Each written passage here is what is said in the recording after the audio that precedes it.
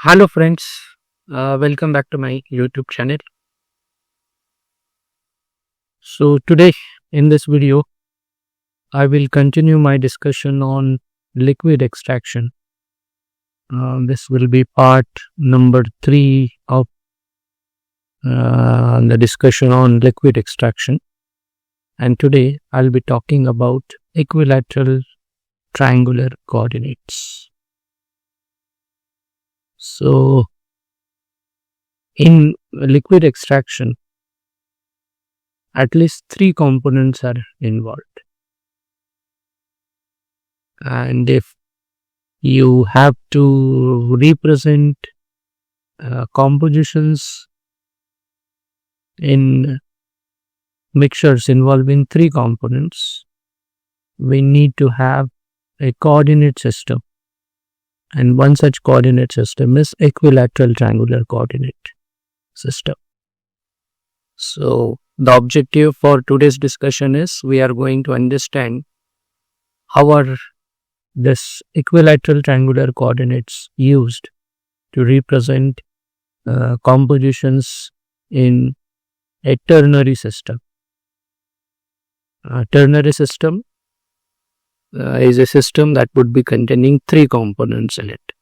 So at the end of this discussion, you will be able to represent compositions of ternary system on the equilateral triangular coordinates. So let us begin the discussion. First of all, let us understand what is the need, why there is a need for equilateral triangular coordinates.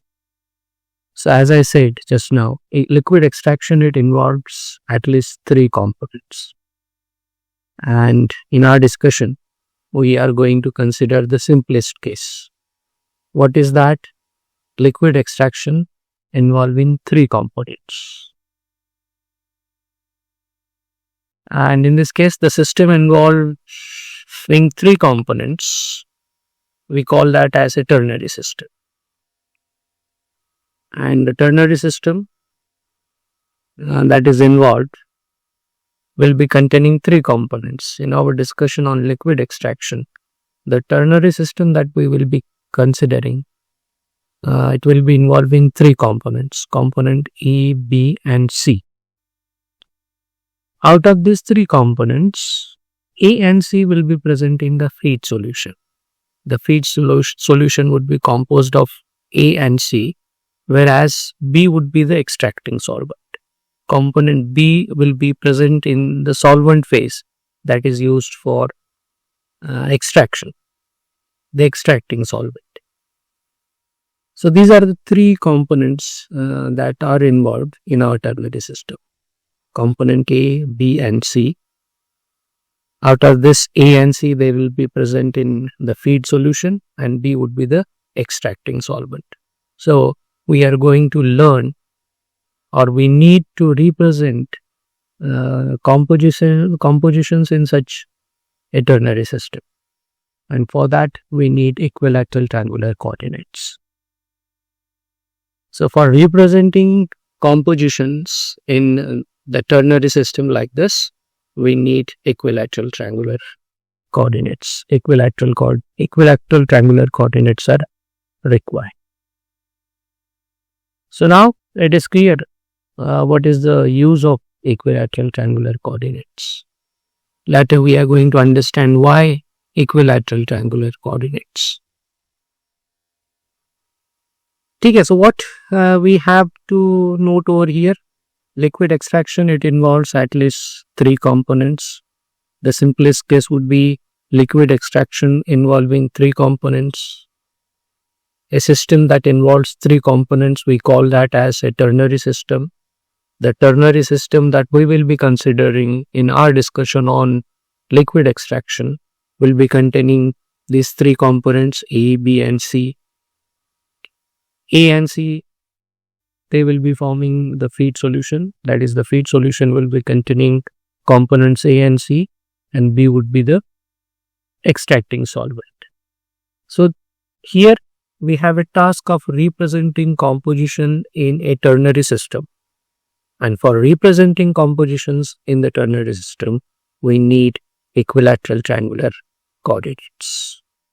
So now we understood why we need equilateral triangular coordinates. Then why to use equilateral triangular? Why the coordinate system is formed by using an equilateral triangle? Let us understand. First thing is, all of you know, an equilateral triangle is a triangle in which the three sides are of equal length and the measure of each angle is 60 degrees. An equilateral triangle is a triangle in which measure of all the three sides is same, or length of all the three sides is same, and measure of each angle is also same. It is actually the measure of each angle is 60 degrees. So I have shown that triangle over here. So let me denote the apex, three apex by using these letters P. This is apex P, this is apex Q, and this is apex R. Then you have side PQ, side QR, and side PR. So as per the understanding of an equilateral triangle, length of side PQ is equal to length of side QR. So for this equilateral triangle, length of side PQ is equal to length of side QR is equal to length of side PR. And then each angle Q is 60 degree, angle P is of 60 degree, and angle R is also 60 degree. So the sum of all the three angles is 180. We know that sum of all the three angles in a triangle is 180. Okay, so why an equilateral triangle needs to be used for representing a ternary system? That is what we are going to understand. First of all, we have understood what is an equilateral triangle. Then another important, you can say, property of an equilateral triangle is its altitude. What is this? The altitude of an equilateral triangle, it is nothing but a perpendicular line to a side that bisects the side as well as the angle opposite to that side. So a perpendicular to any side of the equilateral triangle such that it bisects the side as well as the angle opposite to that side.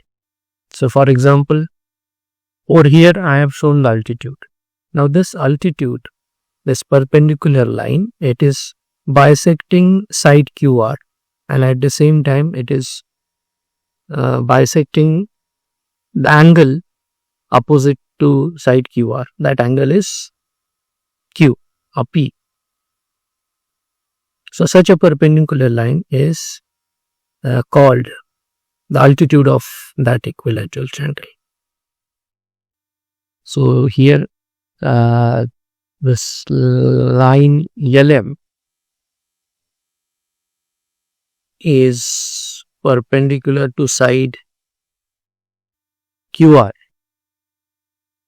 It bisects the side QR and it also bisects the opposite angle to side QR, that is angle P.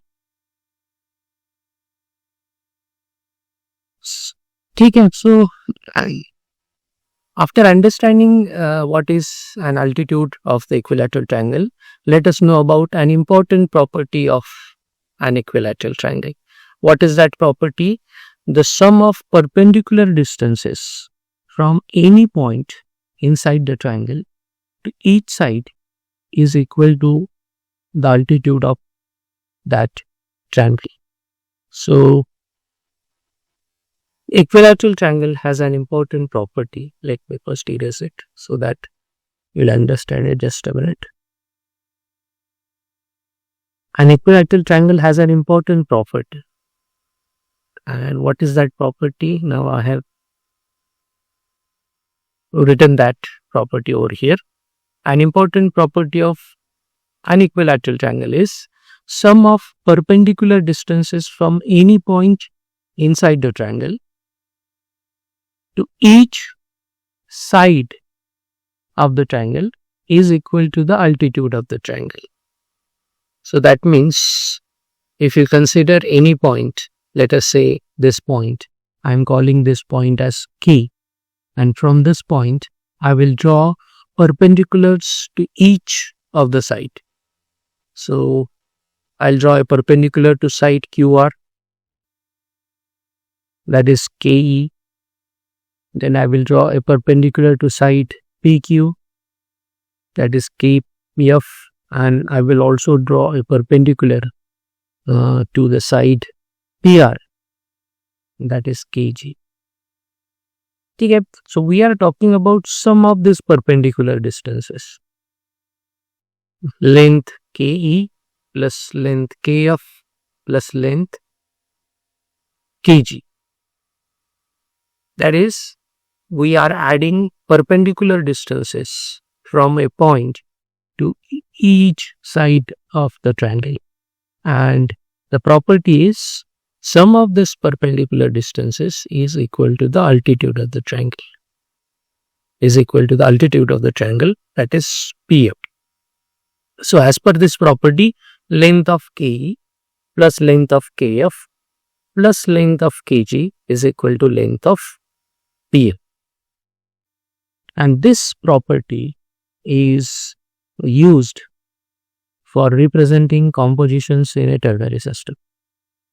Since equilateral triangle has this property, that's why equilateral triangle is used in representing or for representing compositions in a ternary system. Compositions in a system that contain three components in it. Okay, so the property is sum of the perpendicular distances from any point inside the triangle to each side is equal to the altitude of the triangle. That is length KE plus length KF plus length KG is equal to length PF. Now, in order to represent a ternary system, let us say for our ternary system has these three components as we understood it earlier, A, B and C. So in order to represent this ternary system or how the ternary system is represented, each apex of the triangle, it represents pure component. So pure A will be represented by one apex, pure B will be represented by the other apex, and pure C will be represented by the third apex. So each apex of the triangle, it represents pure component. Then altitude is made to represent 100% composition. Altitude is made to represent 100% composition. Why? Because you have this property. And as per this property, the individual perpendicular distances, they can be made to represent individual components. So if you allow altitude to represent 100% compositions, the perpendicular distances will then represent percentage of individual components. So if this is made 100%, then automatically those three will be representing compositions of the three components that are present in the ternary system. So sum of individual percentages will then be equal to 100. There are three components and sum of percentages of all the three components will be equal to 100. And we are allowing the altitude to represent a 100% composition, whereas individual perpendicular distances, they are used for representing composition of individual components. So this is the basis for equilateral triangular coordinates. We'll understand it with the help of a simple example. Let us do that. Okay, now let us look at an example. Let us consider a ternary system, our ternary system A, B and C. Now let us represent a ternary mixture containing 20% of A, 50% of B and 30% of C. Now the equilateral triangular coordinates will be looking like this. So you have the equilateral triangle and then we have marked compositions on each side of the triangle. So you have 10%, 20%, 30%, 40%, 50%, so on and so forth. And on the other sides also you have the same scale. 10%, 20%, 30%, 40%, 50, so on and so forth. You can make it fractions as well. So in that case, it will be 0, 0.1, 0.2, 0.3, 0.4, so on and so forth. And the maximum would be 1. Okay, so in the equilateral triangular coordinates, each apex will represent pure A, B and C respectively. So this will represent A, this apex is representing A, this apex is representing B and this apex is representing C. Now the given composition, the given composition, that is mixture which contains 20% of A, 50% of B and 30% of C, these composition will be represented by a point whose perpendicular distance is perpendicular distance from side AB is 30. So perpendicular distance of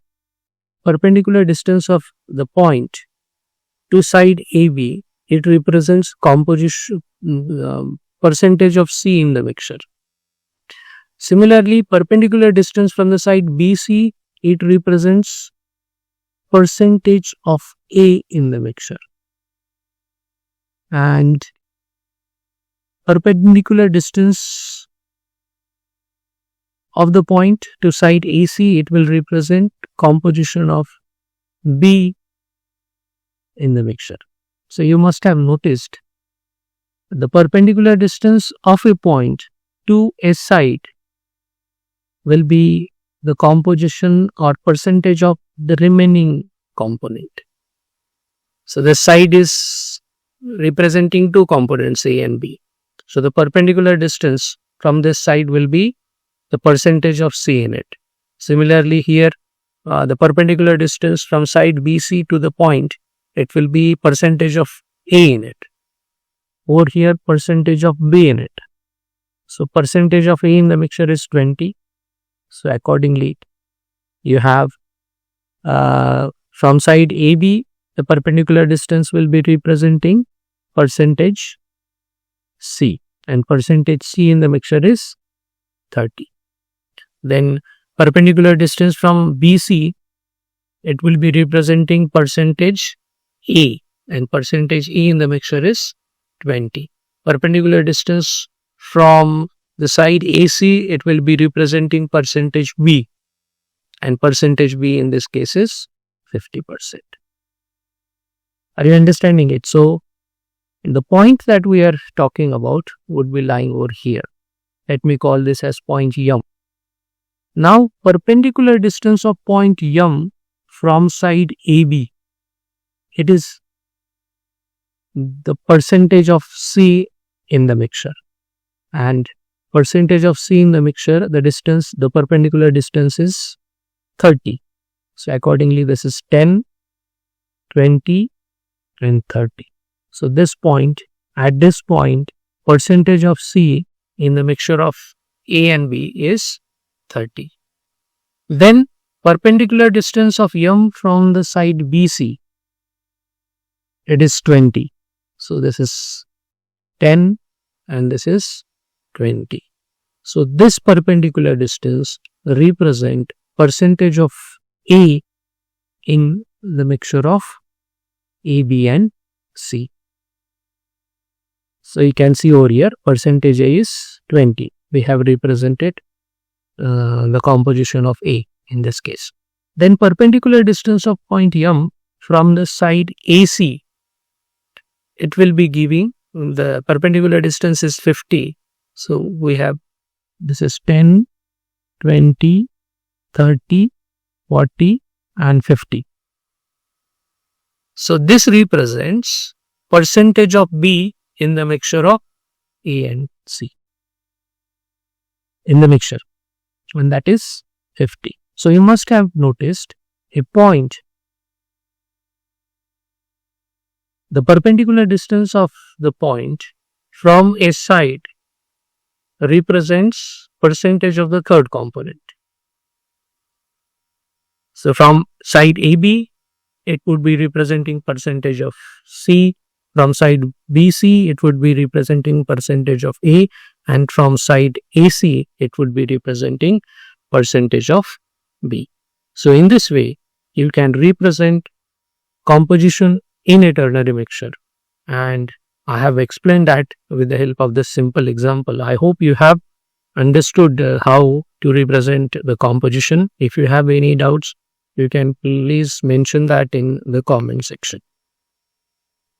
Now, if you have to talk about any point on a side, so that would be representing a binary mixture.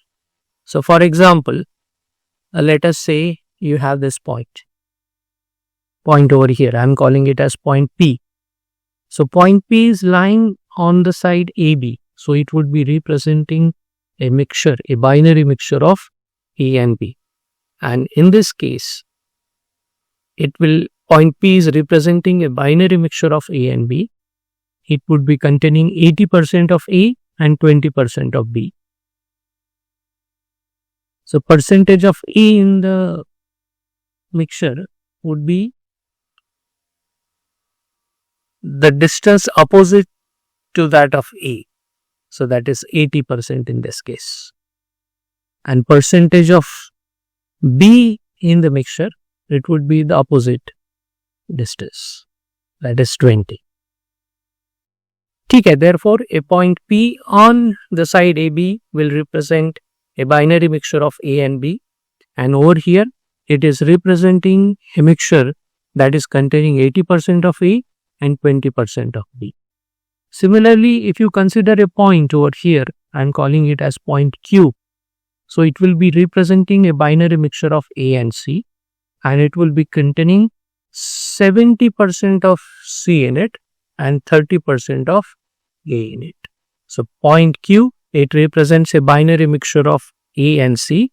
It would be containing 30% of A and 70% of C. And if you consider any point on the side BC, just like this, I'm calling it as point R. So again, it will be representing a binary mixture of B and C, and it would be containing 60% of C in it and 40% of B in it. So point R, it represents a binary mixture of B and C, and it would be containing 60% of C and 40% of B. Okay, so the percentage of a component in the binary mixture. So C will be given, for example, percentage of C in the mixture will be given by this. So this is C, and percentage of B in the mixture will be given by this. So this is B. This is B. So in this way, you can represent, let me show it correctly. So this distance, it will represent B. And same explanation applies for other binary mixtures I have just told. Binary mixture of A and B, binary mixture of A and C, and binary mixture of B and C. So in this way, you have to use the equilateral triangular coordinates for representing compositions in a ternary system. We have considered the simplest case where three components are involved. Which are these three components? A, B and C. A and C forms the feed solution and B is the extracting solvent. So with this, I end my discussion for today. Here I have told you how to use equilateral triangular coordinates for representing compositions in a ternary system. We understood why we need triangular coordinate system. This is the first thing. Then we also understood why equilateral triangle is used to represent ternary systems like this. And then by taking an example, we understood how to represent the composition on those equilateral triangular coordinates. So I hope you have understood how to use the equilateral triangular coordinate system for representing compositions in a ternary mixture. So with this, I end my discussion for today. Thanks for watching my video. Do subscribe to my channel. Tell your friends to subscribe to it. And if you have any doubts, please mention them in the comment section. We will very soon meet in my next video on another topic in liquid extraction. And you don't forget to hit the bell icon so that you will be notified as soon as I upload any new video on my YouTube channel. For now, thank you and hope to see you soon in my next video.